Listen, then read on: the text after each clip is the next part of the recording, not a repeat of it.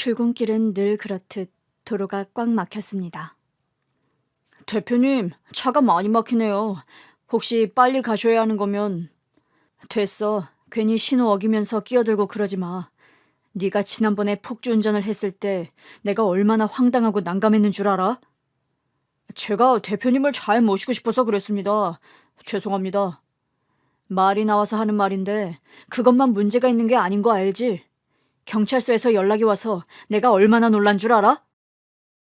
제 운전기사는 저를 데려다주고 퇴근하면서 다른 운전자와 도로에서 시비가 걸려 보복 운전을 했답니다. 큰일은 일어나지 않았지만 경찰서에 가서 진술을 받았답니다. 그 문제로 일을 잘라버리려고 했는데 무릎을 꿇으며 나이 들고 아픈 모친을 모시고 산다며 한 번만 봐달라고 빌었습니다. 그때 일은 정말 면목이 없습니다. 그런데 슈퍼카 탄 놈이 저한테 가운데 손가락을 내밀었다니까요. 야 임마, 세상 사람들이 다 정상적인 사고로 살아간다고 생각해? 별나고 위험한 사람이 태반이라고. 하지만 그런 사람을 뒤쫓아서 보복운전을 한 당신이 가장 최악이야. 네, 맞습니다 대표님. 시정하고 반성하겠습니다. 저에게 다시 기회를 주셨으니 다시는 그런 일 없도록 하겠습니다. 그래, 제발 그래라. 병원에 계신 어머님 생각하면서 조심히 운전하라고, 이 얼간이야. 막히는 도로를 겨우 벗어나 회사 근처를 천천히 달리고 있었어요. 그런데 갓길에 지나가는 리어카가 제 차와 살짝 부딪혔습니다. 대표님, 괜찮으세요? 야, 이 자식아. 운전 좀 조심히 하라고 했잖아. 리어카가 지나가는 걸 못 봤냐? 제가 사고 낸 게 아니라 리어카가 갑자기 들이댔다고요. 보아하니 폐지 줍는 노인네들 같은데 일부러 접촉사고 내고 공갈로 돈 뜯어내려는 것 같습니다. 대표님, 다치신 데 없으시죠? 제가 내려서 해결하겠습니다. 흥분한 운전기사가 제 대답을 듣기도 전에 내렸습니다. 또 사고를 칠 것 같아서 저도 차에서 내렸어요. 이미 운전기사가 리어카를 끌던 노부부에게 언성을 높였습니다. 이 사기꾼들! 놓친내 당신들 일부러 리어카를 슬쩍 민 거지?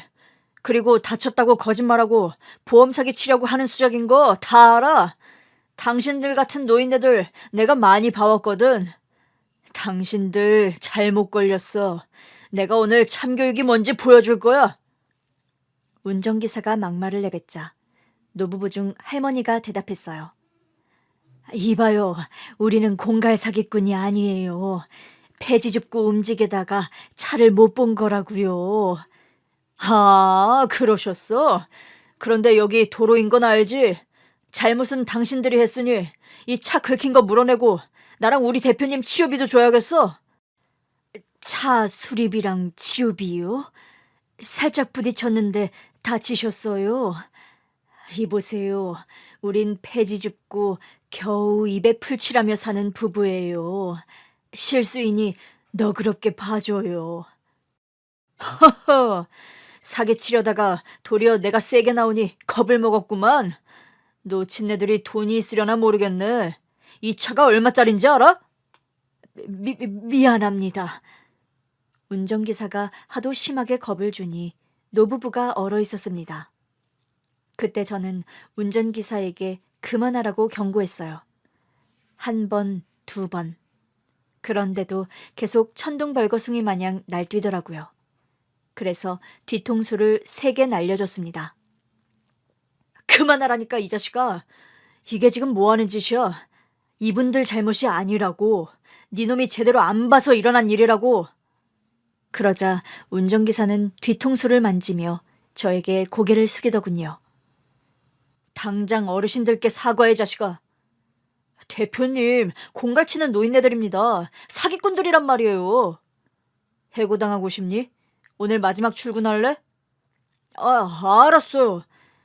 저기 어르신들 죄송합니다. 제가 잘못했습니다. 운전기사가 정중하게 사과하자 두 노부부가 제 얼굴을 빤히 보더군요.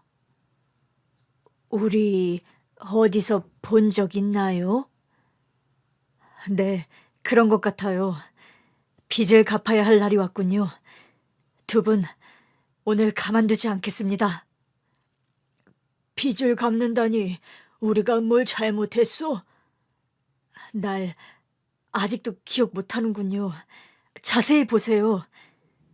두 노부부는 저를 한참 보더니 뒷걸음질을 치더군요. 당신은 드디어 알아보셨군요. 자, 이제 되갚아줘야겠네요. 가까이 오시죠. 노부부는 저를 알아보고 사시나무처럼 덜덜 떨기 시작했습니다. 이분들이 왜 저를 알아보고 경악을 금치 못했을까요? 저는 무슨 빚을 갚는다고 말하는 걸까요?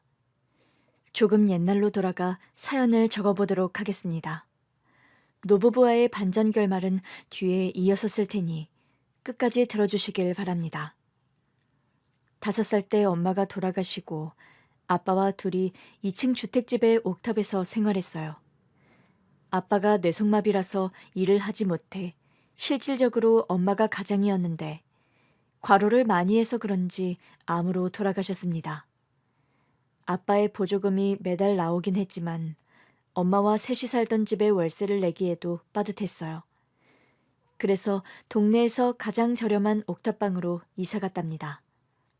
주인 부부가 1층에 살았고 2층에는 새를 들어 사는 가족들이 있었어요.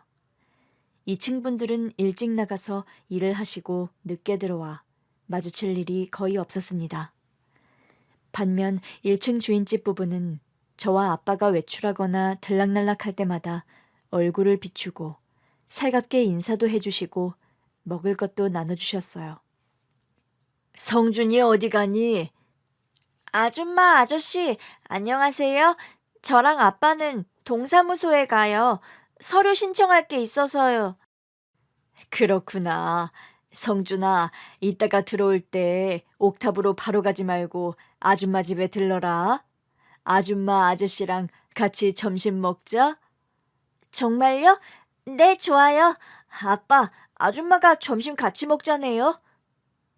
사모님, 이러지 않으셔도 됩니다. 너무 자주 신세를 지는 것 같거든요.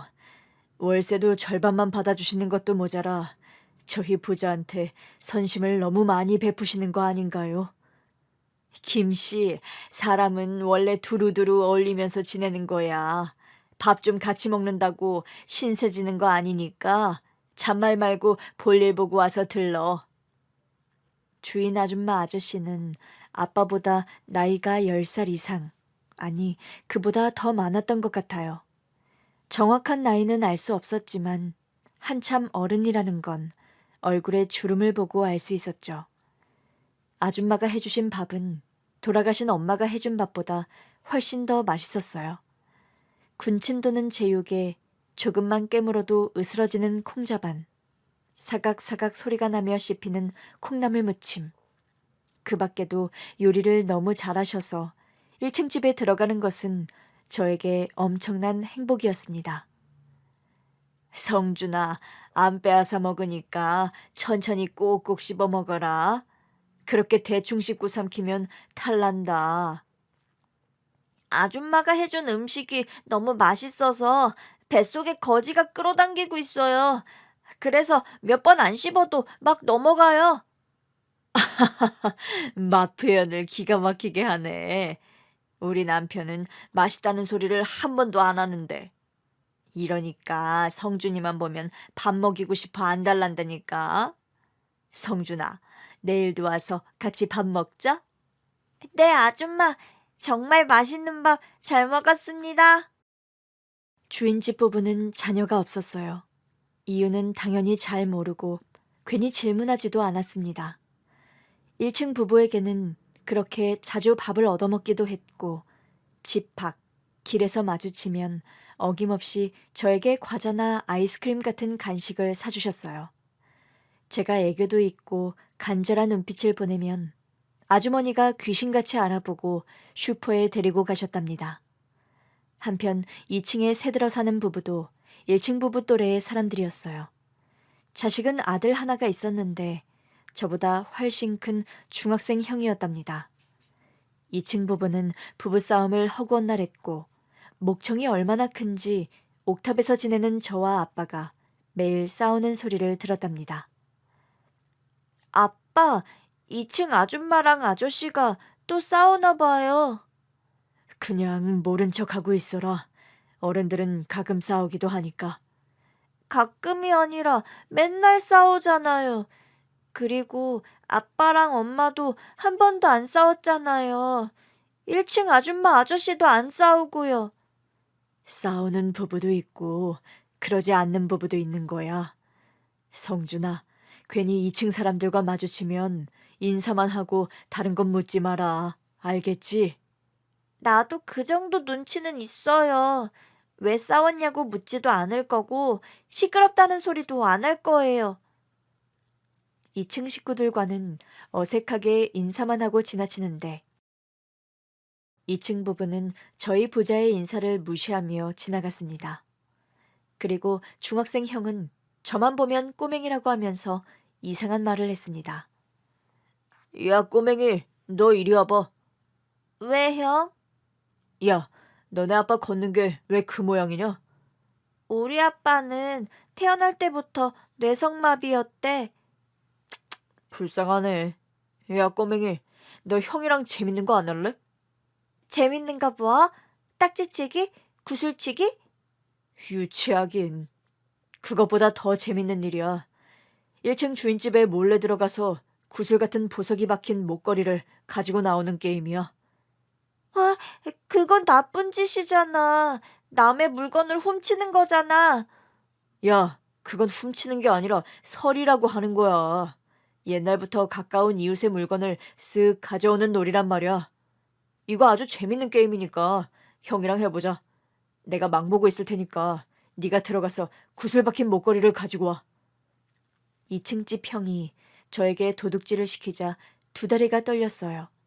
싫다고 거절하고 옥탑으로 올라가려는데 형이 저를 잡고 놔주지 않더라고요. 야, 꼬맹이, 너희 아빠 한쪽 다리는 멀쩡하지? 이 형이 다른 다리를 분질러버리면 어떻게 될까? 네 아빠는 걷지도 못하는 사람이 될 거야.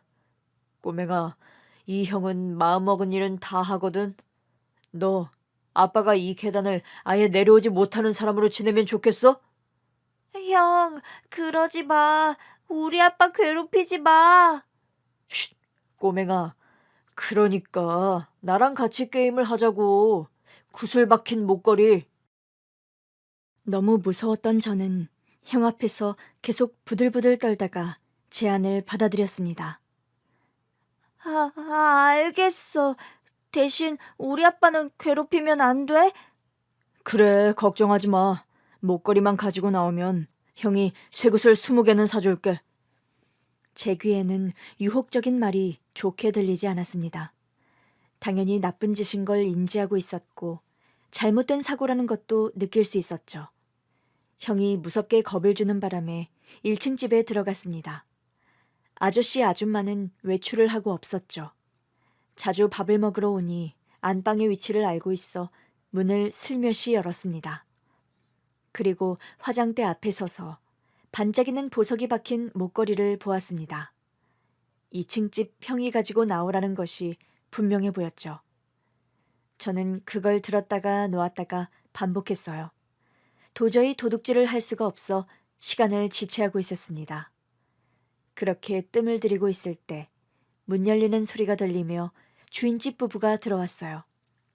큰일 났다 싶어서 얼른 침대 밑으로 숨었습니다. 여보, 오늘도 성준이 불러서 밥 먹을까? 그래, 그러면 좋지.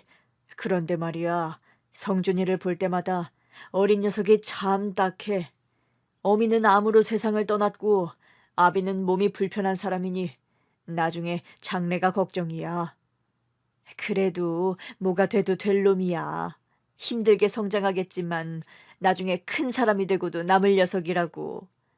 우리가 걱정할 건 성준이가 배를 골지 않게 해주는 거야. 그런데 당신 성준이가 가여워서 자주 부르는 거 아니지? 자식을 낳지 못하니까 대리만족하려는 거지? 대리만족이라니? 사랑스러운 아이니까 잘해주고 싶은 것뿐이야. 대리만족이니 뭐니 그런 단어 쓰지 마. 그래, 알았어. 난 시비 걸려고 한 말은 아니야. 당신이 아들 삼고 싶어 하는 것 같아서 조금은 거리를 둘 필요가 있다는 걸 알려주고 싶었다고. 엄연히 아빠가 있는 아이니까 부모 이상으로 잘해주지는 말란 뜻이야. 그만 좀 해. 성준이한테 이웃이자 이모 같은 사람으로 남고 싶을 뿐이야. 그 이상으로 마음먹은 적 없고. 그래, 그만하지. 괜히 신경 건드려서 미안해. 침대 밑에서 부부의 대화를 들었는데 대충 어떤 의미인지 알 것 같았어요. 아줌마는 아이를 낳지 못해서 저를 아들처럼 예뻐한 거였어요. 아저씨는 그런 아줌마에게 너무 큰 정을 주지 말라고 조언하는 거였고요.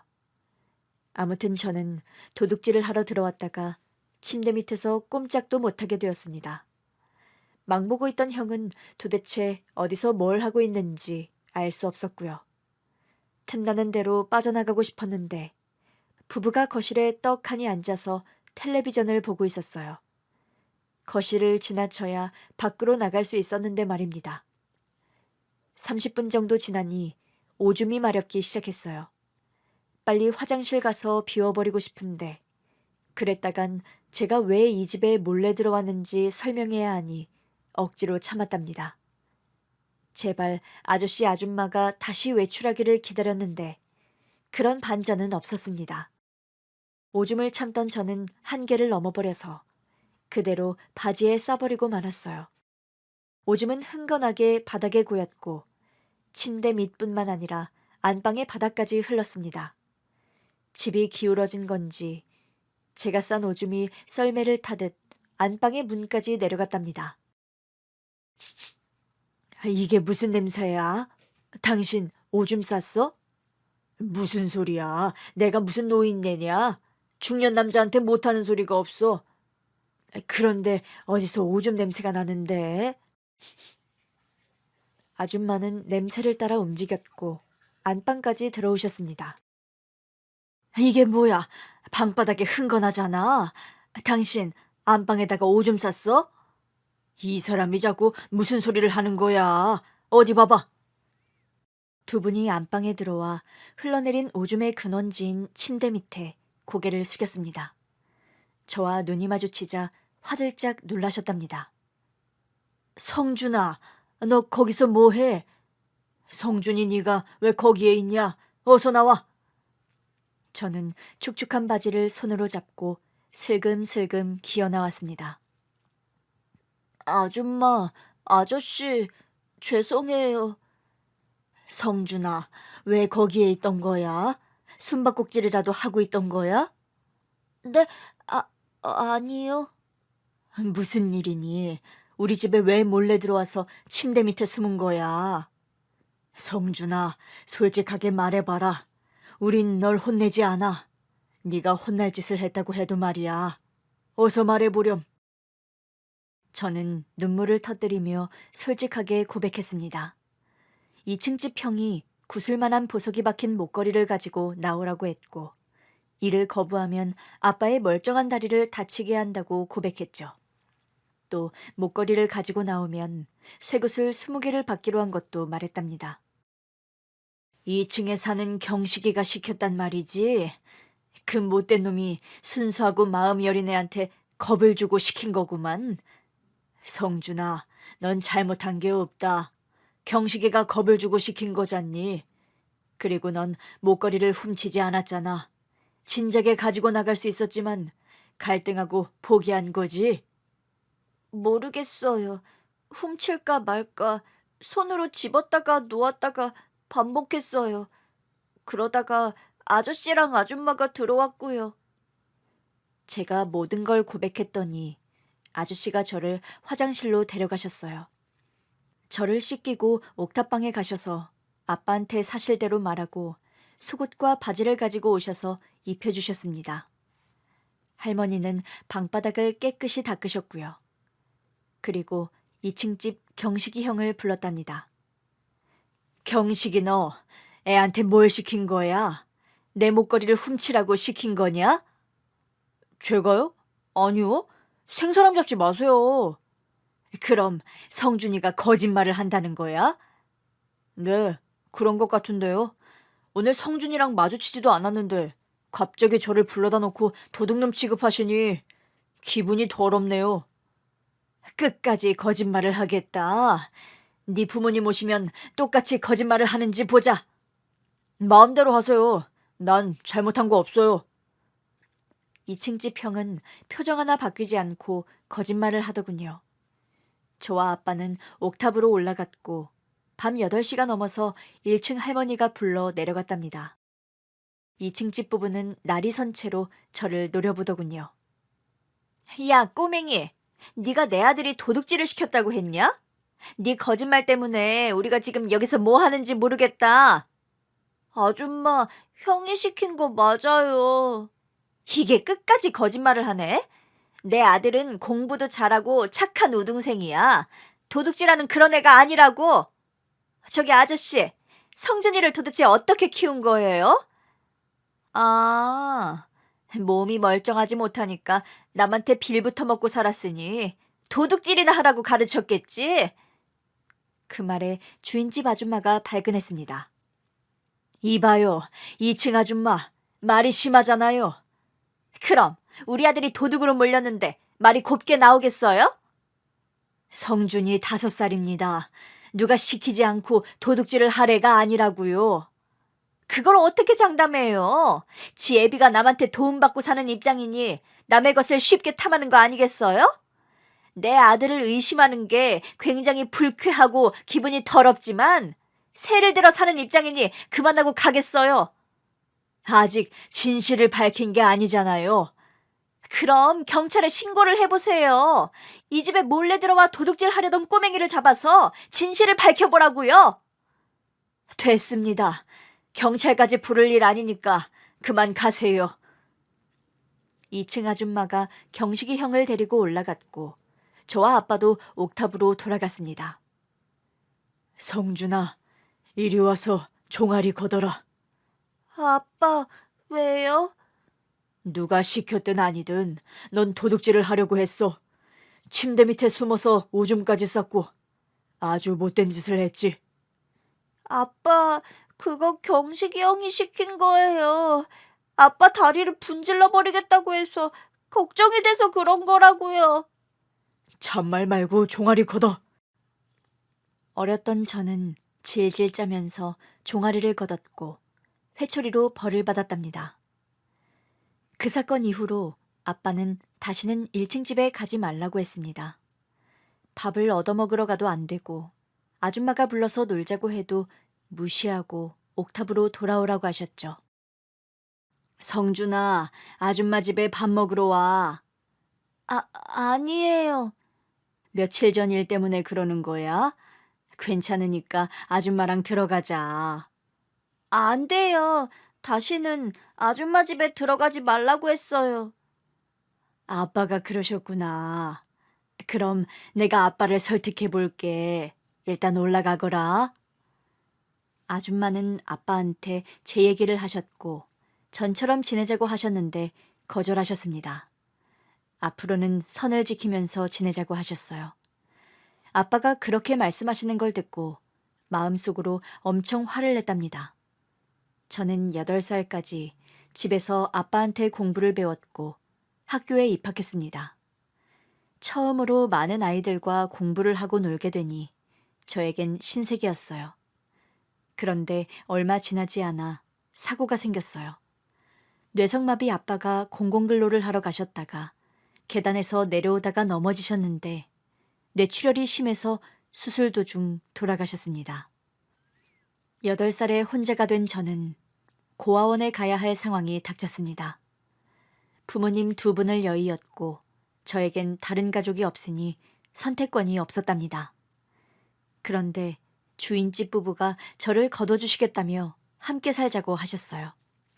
정식으로 입양하는 건 아니었고 제가 성인이 되어 자립할 때까지 보호자가 되어주시겠다고 손을 내밀어 주셨답니다. 사막 위를 걷다가 오아시스를 만난 기분이었죠. 그렇게 고아원 대신 1층 집 부부와 함께 살게 되었어요. 성준아, 달라지는 거 하나도 없어. 아줌마는 항상 성준이를 예뻐하고 잘 돌봐줄 거야. 네가 성인이 될 때까지 돌봐줄 테니 편하게 지내. 맞다, 성준아. 똑같이 아줌마 아저씨랑 잘 지내면 돼. 네, 고맙습니다, 아줌마 아저씨. 그럼 이제부터 옥탑이 아니라 여기서 사는 거예요?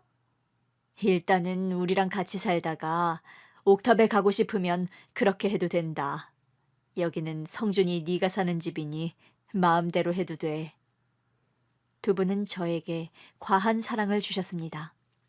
그렇게 어린 시절 부모님을 여의고 감사한 두 분의 도움으로 무사히 학교 생활을 하며 굶지 않고 좋은 잠자리에서 잠을 잤답니다. 2층 집 식구들은 떠나지 않고 살았는데 1층 부부와 사이가 굉장히 안 좋았어요. 도둑질 사건 이후로 대면대면하게 지냈답니다. 경식이 형은 저를 보면 잘못 걸리는 날이 오면 제대로 혼내주겠다는 경고를 서슴지 않고 했고요. 어느새 세월은 흘러 제가 중학교에 입학했습니다. 아줌마가 아주 질 좋은 교복을 맞춰주셨고 가방과 운동화도 좋은 거로 사주셨답니다. 성준아, 네 뒤에는 항상 우리가 있으니까 기죽지 말고 살아. 감사합니다, 아줌마. 감사하면 나중에 커서 꼭 훌륭한 사람이 되어야 한다. 네, 아줌마. 중학교에 가서 키가 가장 작았던 저는 맨 앞자리에 앉았어요.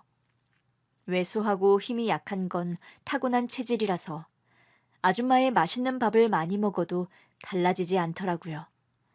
체구가 작다는 이유로 동급생들에게 괴롭힘을 받기 시작했어요.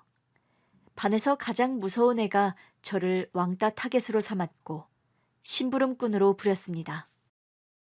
박성준, 숙제 해왔지? 그거 내 이름으로 바꿔서 내라. 어? 알겠어, 영태야. 아, 역시 성준이는 말을 잘 들어서 마음에 든다니까. 성준아, 너 평생 내 꼬봉이나 하면서 살아라. 나중에 어른이 돼서도 내 밥이 되라고. 처음엔 저도 싫다고 거부했고 반항도 해봤어요. 그런데 돌아오는 건 엄청난 주먹과 발길질이었습니다. 하도 많이 맞아서 순종하게 되었답니다. 2년 넘게 말도 못할 괴롭힘을 당했고 가스라이팅이 되어 일진놈의 개가 되었답니다. 아주 많은 괴롭힘이 있었는데 가장 곤란하고 힘들었던 게 돈을 상납하는 거였어요. 제가 아줌마 아저씨와 지내면서 돈 달라는 말을 먼저 해본 적이 없는 데다 일진놈에게 바치려고 돈을 받고 싶지 않았답니다. 계속 상납을 거절하자 학교 끝나면 끌려가서 먼지나게 두들겨 맞았답니다. 아무에게도 말하지 못할 정도로 겁을 먹고 있어서 혼자서 끙끙 앓기만 했습니다. 그러다 너무 심하게 맞은 데다 가스라이팅을 제대로 당한 나머지 하지 말아야 할 행동을 하고 말았어요. 아줌마의 구슬만한 보석이 박힌 목걸이를 가지고 나가 금은방에 가서 팔았습니다. 야, 돈 가져왔냐? 그동안 밀린 상납금 가져온 거야? 가져왔어. 이야, 드디어 성공했구나. 아줌마 집에서 얹혀 산다더니 도둑질이라도 했냐? 그래, 그래야만 했어. 영태 너한테 상납하려고. 그 말을 뱉자마자 후회가 깊이 들었습니다. 일진놈이 돈 달라고 손을 내밀자 가방에 챙겨온 것을 꺼내 일진놈의 머리통을 날려버렸어요. 플라스틱과 새로 만들어진 연필깎이였죠. 그놈에게 돈을 주고 싶지 않았고 복수해주고 끝내고 싶었답니다. 아! 꼬봉, 너 지금 뭐하는 짓이야? 이제 더는 안 해. 네가 날 괴롭히는 날은 이제 없어. 학교 안 다닐 거니까. 다시 연필깎이로 일진놈을 두들겨 패주었습니다. 그동안 맞았던 걸 돌려주었죠. 복수를 하고 나니 온몸이 사시나무처럼 떨렸어요. 저는 집으로 돌아가지 않고 가출했습니다. 학교에 돌아가면 또 힘들어질 테고 도둑질을 했으니 아줌마 아저씨 얼굴을 볼 수 없었으니까요. 목걸이 판 돈으로 다른 지역으로 가는 고속버스를 탔습니다. 아주 멀리 떠나버렸죠. 나중에 성공하면 주인집 부부를 만나기로 마음먹었으니 이제부터 혼자 성공할 때까지 살기로 했답니다. 일자리를 찾다가 숙식 제공되는 주유소에서 어린 나이에 저를 받아줬어요. 그때 시급 1,100원을 받았던 기억이 아직도 떠오르네요. 부모 없이 고아원에서 탈출한 사람이라고 말하니 사장님이 딱하게 봐주시고 일을 선뜻 내어주셨답니다. 일하는 건 당연히 힘들었지만 학교에 나가서 괴롭힘 당하는 것에 비하면 훨씬 편안했습니다. 주유소에서 5년을 일하고 성인이 되자 바로 모은 돈을 가지고 떠났습니다. 혈혈단신의 삶을 선택한 저는 꼭 성공하려고 계획을 세웠습니다. 먼저 막노동을 시작했어요. 그 나이 때 괜찮은 일당을 받을 수 있는 것은 막노동이 최고였습니다. 검정고시를 모두 통과하고 수능을 2번 치르고 나서야 원하는 대학에 야간으로 들어갔답니다. 건축학과에서 배우는 건 피와 살이었어요. 하나하나 배울수록 성공의 길이 조금씩 넓어지는 기분이었습니다. 대학 졸업 후 건축기사 자격증과 여러 자격증을 취득하고 큰 회사에 들어갔답니다. 세월이 더 흘러서 나이 30 중반이 되었을 때 작은 사무실을 차려서 직원 몇 명 뽑아서 회사를 운영했어요. 성공할 거라는 자신감 하나만으로 시작했고 10년 만에 큰 회사로 거듭났답니다. 그 사이 결혼도 하고 딸도 낳아서 한 집안의 가장이기도 했어요. 아내는 제가 잠을 적게 자는 사람이라 직접 운전하고 다니는 게 걱정이라며 운전기사를 채용하라고 자주 충고했습니다. 그래서 인사직원에게 알아서 운전 경력 있는 사람으로 한 명 채용해달라고 했고 얼마 뒤 처음으로 운전기사와 조우했습니다. 대표님, 김영태라고 합니다. 앞으로 잘 부탁드립니다. 영태? 기가 막힌 일이네. 너 나 모르냐? 네? 대표님이 저를 아십니까? 세월이 30년 흘렀다고 까먹은 모양이네. 네가 나 엄청 괴롭혔잖아. 연필 깎기로 널 응징해준 키 작은 애 기억 안 나? 그 뭐더라 이름이. 내 이름도 모르고 취직한 거야? 아, 박성준. 이제야 기억이 나네. 내 꼬붕이었잖아. 야, 이렇게 만나게 되네. 잘 지냈냐? 어떻게 회사에 수장이 됐냐? 너 학교 무단결석으로 퇴학당하고 어디서 객사라도 한 줄 알았다. 어허, 말이 짧네, 영태야. 죄송합니다. 됐다, 그냥 반말해라. 내가 너 같은 놈을 운전기사로 둘 일은 없으니까 그만 가봐. 오늘 일당 입금하라고 할게. 저기 대표님, 저 일자리가 절실합니다. 홀어머니가 계신데 병원에 계십니다. 저 평생 불효만 하고 살아와서 이번에는 진짜 어머니를 살리고 싶습니다. 병원비 내려면 일자리가 무조건 필요합니다. 널린 게 일자리야. 알아서 구해. 대표님 운전기사로 일하는 것만큼 많이 받는 데가 없어요. 저 고졸의 꼴통에다 도박해서 집안 살림을 거덜낸 불효막심한 놈이라고요. 대표님, 예전 일은 제가 사과드리겠습니다. 자, 무릎 꿇었습니다. 대표님, 옛날 일은 정말 죄송합니다. 화가 풀릴 때까지 저를 때리시고 일을 시켜주십시오. 인사 담당자가 왜 뽑았는지 알겠네. 엄청 간절하구만. 영태야, 그럼 평생 내 꼬봉으로 살아볼래?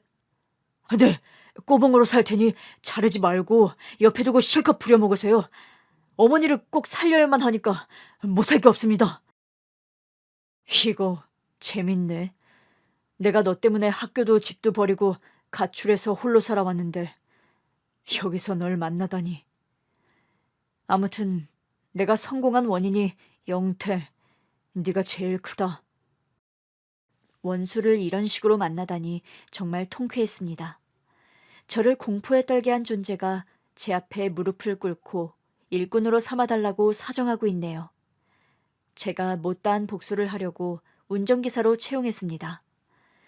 영태에게 괜히 신경질도 내고 욕도 하면서 부려먹었는데 항상 복종하더군요. 그런 영태를 비웃어주며 과거의 아픔을 조금씩 치유했답니다. 영태야, 오늘은 갈 데가 있다.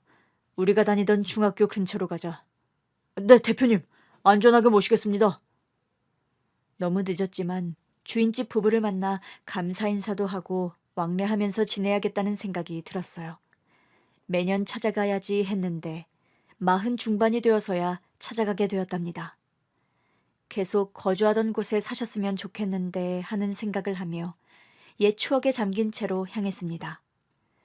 제가 살던 주택집은 엄청 큰 줄 알았는데 세월이 흐르고 와봤더니 아주 작더라고요. 긴장한 채 초인종을 누르자 젊은 사람이 나왔어요. 이사 온 지 한참 되었고 아줌마 아저씨를 전혀 모른다고 했죠. 대표님, 여기서 살았군요. 같이 지내던 분들을 찾고 싶은 거죠? 그런 거라면 저한테 맡겨주세요. 제 친구놈이 탐정입니다, 탐정. 불륜 잡고 실종자 찾는데 선수입니다. 제가 말해서 한번 찾아볼까요? 그래? 그럼 탐정을 소개해줘봐. 돈은 얼마든지 줄 테니 어른들을 꼭 좀 찾았으면 좋겠어. 그래서 영태의 친구인 탐정을 만나게 되었고 주인집 두 분을 찾아달라고 했어요. 제가 기억하는 건 아주머니의 성함뿐이어서 시간이 조금 걸릴 것 같다고 하더군요. 그래도 무조건 찾겠다고 하니 돈을 지불하고 기다렸습니다. 아직도 못 찾은 건가? 영태, 자네 친구 돈만 받고 일 안 하는 거 아니야? 아닙니다. 걔가 형사 출신이어서 신뢰는 확실합니다. 이름 석자만으로 사람을 찾는 거라 시간이 조금 걸리는 것뿐입니다. 그렇단 말이지. 빨리 좀 찾았으면 좋겠는데. 그리고 며칠 뒤에 운전기사가 리어카와 접촉사고를 냈고 노부부와 조우하게 되었습니다. 이제부터 이어지는 결말을 써볼 테니 마저 들어주시기를 바랍니다. 날 기억 못해요? 누구시더라? 빚을 갚을 때가 이제야 왔네요. 무섭게 왜 그러세요? 우리가 무슨 잘못이라도. 할머니 할아버지와 눈을 오랫동안 마주치자 그제야 저를 알아보더군요. 할머니가 저에게 다가와 안아주셨습니다. 아유, 너 성준이 맞지? 아줌마, 아저씨, 저 맞아요. 못돼 먹은 성준이가 저예요. 이게 얼마만이야? 꼬박 30년 만이지. 도대체 어떻게 살아온 거야? 세상에나, 우리 집 옥탑에 살던 성준이란 말이지. 아비 돌아가시고 우리랑 같이 살았던 그 박성준이란 말이지. 가출하고 어디 가서 살았는지 죽었는지 소식을 모르고 살았는데 무사했구나. 성준아, 살아있었구나. 아주머니에 이어 아저씨도 안아드렸습니다. 네, 그놈이 바로 접니다. 너무 오래 걸렸죠. 다시 만나게 되는 날이. 잘 살고 있었으면 됐다. 네가 우리랑 사는 게 부담스럽고 불편해서 떠난 것이니 어쩌겠냐. 두 분은 제가 가출한 이유를 모르고 있었습니다. 그도 그럴 것이 한 번도 괴롭힘 당하고 지낸 걸 말한 적이 없으니까요. 그래서 집을 나와 독립한 이유와 살아온 과정을 함축적으로 말씀드렸습니다. 그러자 아주머니가 영태의 귀싸대기를 날렸습니다. 이 나쁜 놈! 네가 우리 성준이를 괴롭혀서 우리랑 찢어지게 만든 거야? 우리 성준이를 괴롭히게 한 장본인이 운전기사라 이거지? 오늘 날 제대로 잡았네. 여보, 이 운전기사 놈 우리가 혼쭐을 내주자고. 우리가 성준이가 떠나고 얼마나 슬퍼한지 기억나지? 그 감정을 되살려서 확실하게 혼쭐을 내주잔 말이야. 두 분이 영태를 혼내는데 굳이 말리지 않았습니다. 따지고 보면 다 맞는 말씀이니 영태가 얻어맞는 걸 구경만 했답니다. 영태는 손을 가지런히 모으고 날아오는 싸대기를 묵묵히 받아들였습니다. 죄송합니다, 어르신들. 제가 죄인입니다. 그럼 쳐맞아야지. 여보, 이놈을 그냥 폐지랑 같이 고물상에 넘겨버리자고. 그래, 이런 놈은 숨쉬는 공기도 아까워. 감히 우리 성준이를 그렇게 괴롭혔다니 피가 거꾸로 솟는다고. 두 분은 한참 동안 혼쭐을 내주셨고 제가 말렸습니다. 아줌마, 아저씨, 이젠 제가 괴롭혀주고 있어요. 그만하셔도 됩니다. 그런데 어쩌다가 이렇게 폐지를 주우면서 지내시는 거예요? 아줌마, 어디로 이사를 가신 거예요? 우리 인생도 한 방에 나락을 가버렸지. 2층에 살던 경식이 식구들 알지? 그 부모가 작정하고 우리한테 사기를 쳤어. 재개발되는 곳에 분양권을 받으라고 소개를 해줘서 노후 자금을 벌 것 같아서 투자를 했지. 우리가 가진 게 많진 않아서 살던 집을 담보로 대출을 받았지. 2층 집 부부가 사기를 쳤단 말이죠. 경식이 형의 부모가. 그래, 벌써 20년도 지난 일이다. 우리 부부는 단칸방에서 지내고 있고 운동 삼아 폐지 주우면서 먹고 살아. 제가 진작 찾아뵀어야 했는데 제 운전기사 친구가 탐정이라서 두 분을 찾아달라고 얼마 전에 의뢰했거든요. 더 빨리 찾았더라면 두 분이 이렇게 힘들게 지내지 않을 수도 있었는데. 성준아, 대체 무슨 말이니? 네가 우리를 책임져야 하는 의무라도 있는 거냐? 지금 우리 앞에 나타나준 것만으로도 이미 여한을 풀었단 말이야. 아주머니, 아저씨, 여기서 이럴 게 아니라 저랑 같이 댁으로 가시죠. 제가 진 빚을 갚아드리겠습니다. 네가 빚진 게 뭐가 있다고 그러냐? 우린 괜찮아. 저 아주머니가 해주신 밥을 먹고 싶어요. 그런 거라면 얼마든지 해줄 수 있지. 그래, 우리 집에 가자. 가서 밥도 먹고 그동안 어떻게 살았는지 얘기도 들어보자. 운전기사한테 리어카를 끌고 고물상에 가서 폐지를 팔고 오라고 시켰습니다. 제가 운전대를 잡고 노부부를 뒷좌석에 앉게 해드렸어요. 10분 거리에 있는 원룸촌에 도착해 두 분의 집 안으로 들어갔답니다. 좁은 방에서 두 분이 여러 짐을 쌓아놓고 지내는 걸 보니 마음이 아프더라고요. 저를 먹여 살려줬던 분들이라 잘 살아오셨길 바랐는데 말입니다. 집이 좀 좁지. 그래도 둘이 살기 딱 좋아. 안 그래, 여보? 그럼 딱 좋지. 게다가 원룸촌에 젊은 사람들이 많아서 우리도 똑같이 젊어진 기분이라니까. 두 분은 여전히 긍정적이시더라고요. 아, 내 정신 좀 봐. 성준이가 밥 먹고 싶다고 온 거지. 조금 기다려. 금방 차려줄 테니까. 다 보이는 주방에서 요리하는 아주머니의 뒷모습을 보았더니 허리가 많이 굽은 데다 흰머리가 아주 많더라고요. 어릴 땐 영원히 젊을 줄 알았는데 나이 든 모습을 보니 가슴 한켠이 아려왔습니다. 곧 밥상을 차려주셨는데 옛날의 그 맛 그대로였습니다. 저는 엄지손가락을 축혀 세우며 맛있다고 연신 말하면서 따뜻한 밥을 2그릇이나 비웠습니다. 그리고 하고 싶은 말을 꺼냈습니다. 아주머니, 아저씨, 여기도 좋지만 제가 좋은 집을 마련해드리고 싶어요. 저 두 분 덕분에 성공했거든요. 성준이 네가 성공한 게 왜 우리 덕이야. 중학교 때 집 나가서 혼자 애쓰면서 살았으면서. 밑거름은 모두 아저씨 아주머니가 만들어주신 거예요. 그 관심과 애정 없었으면 아마 버티지 못하고 포기했을 겁니다. 저 돈 많이 벌었고 앞으로 많이 벌 거예요. 운전기사까지 있는 걸 보면 대충 짐작은 되시죠? 그러고 보니 그 썩을 놈은 왜 안 오는 거냐? 우리 폐지 팔아다가 돈 가지고 도망간 거 아니야? 주소 찍어줬으니까 곧 올 거예요. 아무튼 제가 하자는 대로 따라주세요.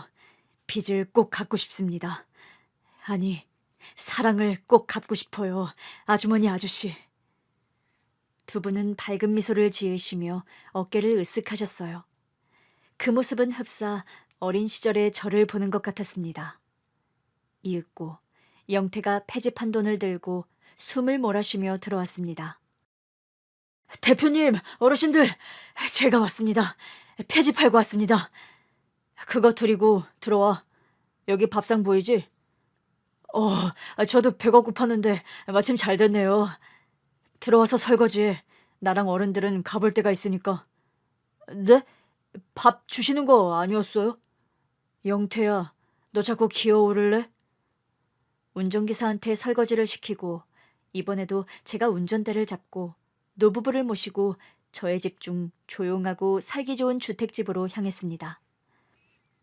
아주머니, 아저씨, 저 집이 세 채 있는데 여기를 두 분이 써주시면 딱이겠네요. 우리더러 여기서 살라고? 네, 예전에 살던 집보다 좋으실 거예요. 아이고, 우리가 말년에 호강을 제대로 하네. 성준아, 우리한테 이렇게까지 안 해줘도 되는데 그래도 베풀어 주겠다고 하니 거절은 안 하마. 네, 제가 드리는 거 다 받으셔도 됩니다. 원룸의 짐은 제가 사람 시켜서 옮겨드릴게요. 이삿짐 센터를 부를 양은 아닐 텐데 우리가 그냥 가져와도 돼. 운전기사 시키려고요. 왕복으로 두세 번 왔다 갔다 하면 될 겁니다. 그렇게 운전기사를 시켜 이사를 해드렸습니다. 두 분은 넓은 집을 보고 감탄하셨어요. 오랫동안 가난하게 살았던 날들이 한 번에 잊혀진다고 말씀하시며 엄청 고마워해 하셨답니다. 두 분이 새 집에서 적응하는 동안 운전기사한테 임무를 하나 줬어요. 탐정 친구한테 말해서 노부부를 찾는다고 받은 돈으로 2층에서 살던 경식이 형네 식구들을 찾으라고 했답니다. 이번에는 탐정이 빠릿빠릿하게 움직였는지 일주일 만에 2층 집 식구들을 찾았대요. 대표님, 그 2층에 살던 부부 말입니다. 얼마 전에 출소했답니다. 출소요? 네, 사기 도박하다가 걸려서 빵에 다녀왔다나 봐요. 전과가 무려 7범이랍니다. 아주 상습범이구만. 그리고 경식이 형은? 얼마 전에 이혼당하고 배달로 생계를 유지하고 있답니다. 참, 셋 다 별 볼 일 없다 못해 밑바닥으로 떨어졌군. 그 세 사람한테 접근해서 어르신들 댁으로 데려와. 네, 대표님. 주인집 부부한테 사기친 것들을 그냥 봐주고 넘어갈 수 없어서 세 사람을 불렀답니다. 운전기사가 비싼 알바를 시켜준다고 꿰어서 데리고 왔더라고요. 집 좋네. 이런 데서 무슨 일을 시키려나? 아줌마, 오랜만이네요. 아저씨도, 경식이 형도. 우리 몰라보겠어요?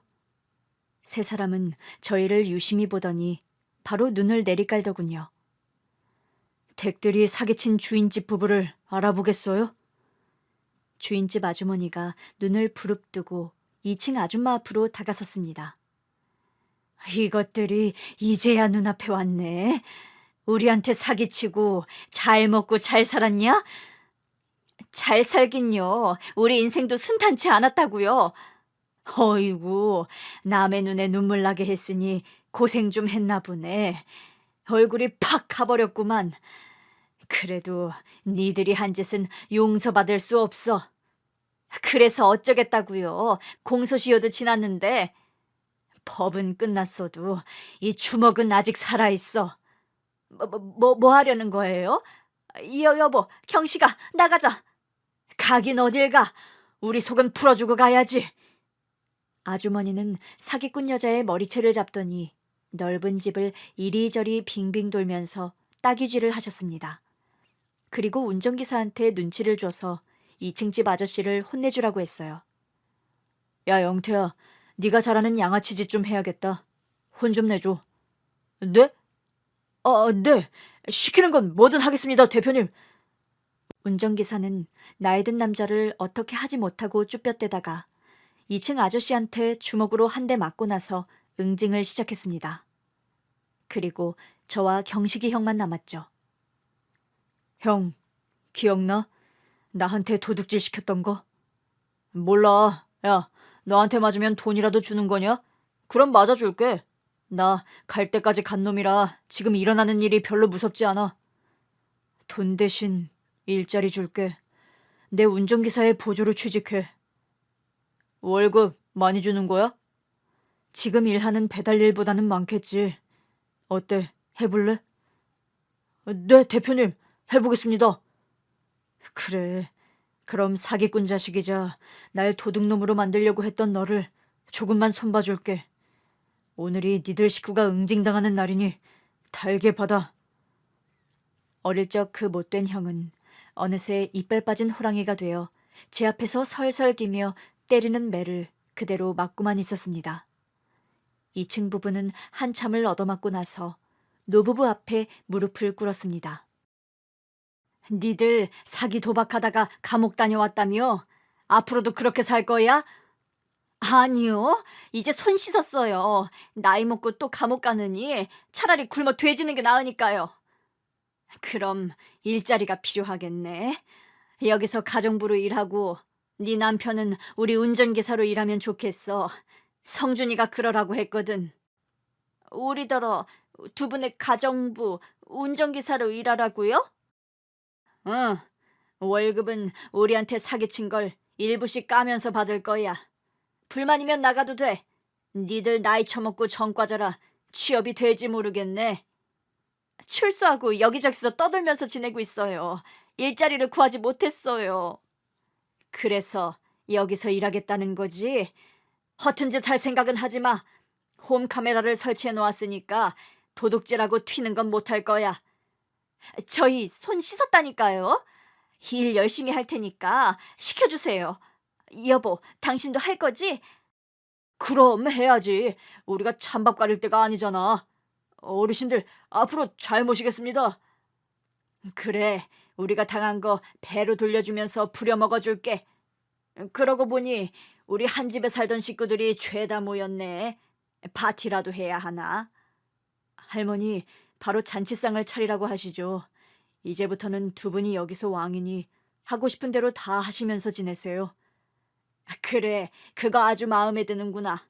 성준이 덕분에 원수를 부려먹게 생겼어. 사기꾼들 뭐해? 당장 주방 가서 한 상 가득 차리지 않고. 출소 후 빌빌거리던 2층 부부는 기회를 놓치지 않고 잡겠다고 바로 주방으로 들어가더군요. 이후 노부부는 2층 사기꾼 부부를 3년 정도 부려먹고 내쫓아버렸습니다. 살림을 열심히 해도 나아지는 게 없다며 마음에 들어 하지 않으셨거든요. 그리고 제 운전기사 영태가 경식이 형을 잘라버렸어요. 아침에 운전대를 잡았는데 입에서 술 냄새가 나서 바로 먼지나게 패주고 퇴근시켜버렸답니다. 그리고 저도 괴롭힐 만큼 괴롭힌 영태를 잘라버리기로 했어요. 영태야. 네, 대표님. 이제 그만둬라. 다른 일 찾아봐. 저희 어머니가 돌아가셨으니 바로 자르시는 겁니까? 그것도 맞고 널 부려먹고 욕하고 갈굴 만큼 했거든. 네 얼굴만 보면 욕이 저절로 나오는데 이제 그만 내 성질을 버리고 싶지 않다. 그만 다른 일 찾아봐. 대표님, 꼭 그래야 합니까? 제가 1000번 넘게 사과했잖아요. 10,000번을 해도 안 돼. 네가 내 인생을 망친 주범이었으니까. 이제 그만하자. 내일부터 출근하지 마라. 그렇게 마지막 악연을 잘라버렸습니다. 저와 아내, 딸애는 자주 노부부 집으로 놀러가곤 한답니다. 마치 처음부터 가족이었던 것처럼 서로를 사랑하면서 말이죠. 저의 아련한 어린 시절부터 주인집 부부를 다시 만난 오늘날까지 정성으로 써봤습니다. 세상에 다시 만날 사람은 어떻게든 만나지나 봅니다. 혈혈단신이었던 저는 많은 식구들이 생겼고 행복합니다. 다들 외롭지 않고 즐거운 나날을 보내셨으면 좋겠네요. 이만 물러가겠습니다. 감사합니다.